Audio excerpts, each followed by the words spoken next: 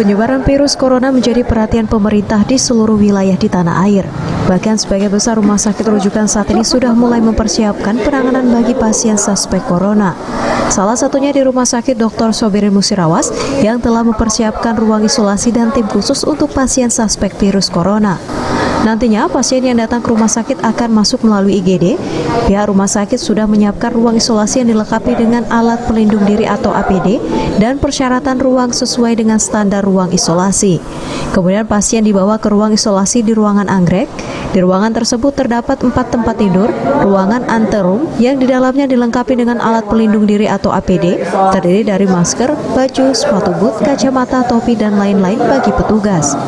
Persiapan kami selama ini sudah mempersiapkan semaksimal mungkin untuk alur masuk kita dari IGD, itu juga sudah mempersiapkan ruangan isolasi, diperlengkapi dengan alat pelindung diri sesuai dengan standar yang kami punya, yang ada, yang memang disyaratkan ya oleh WHO, oleh Dinas Kesehatan, Kementerian Kesehatan.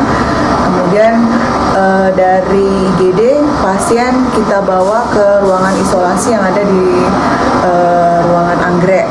Ini yang seperti kita tunjukkan tadi, di mana di ruangan ini terdiri dari 4 bed.